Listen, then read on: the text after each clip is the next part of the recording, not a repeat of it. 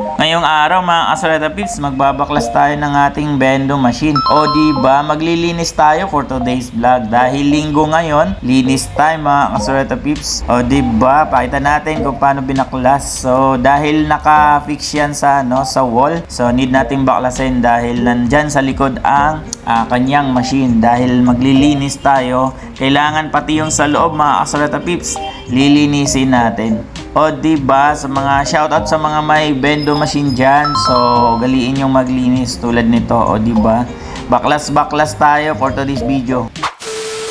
What's up sa inyo mga Kasoleta Pips for today's vlog? So maglilinis tayo ng ating bendo mga Kasoleta Pips. So kailangan ugaliin nating malinis lagi ang ating bendo machine kasi mahirap na baka masira yung ating bendo. So ayan, binabaklas na natin siya. So, buti na lang at kaya naman, carry naman baklasin yung ating bendo. So, yan, nililinis sa loob, sa taas.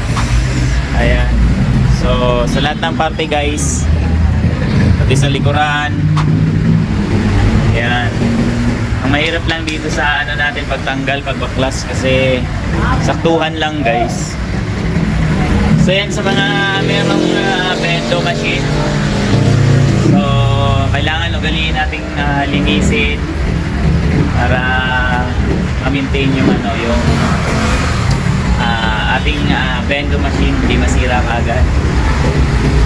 So yan, shoutout sa mga may dyan, may mga business na mga bendo machine.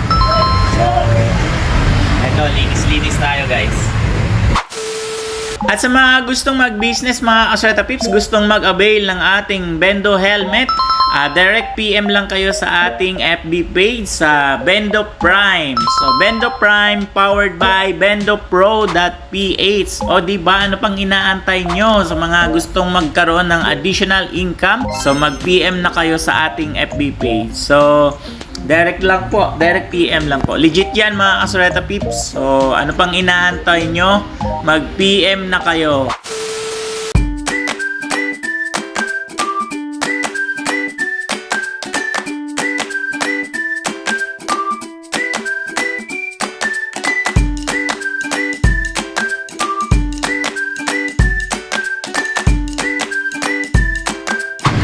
Mga Kasoleta Pips, grind na ulit. Tapos na nating malinis.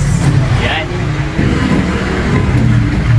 So, grind na ulit. So, pasyal na kayo dito mga Kasoleta Pips. Dito lang yan sa Canto Baysa, 3A Baysa Road, Quezon City. Canto Baysa mismo. So, yan. Tapos na nating malinis ang ating bendo. So, kailangan natin linisin para alagang-alaga siya, di madaling masira. O diba? Guys, so muli, bye. Peace out.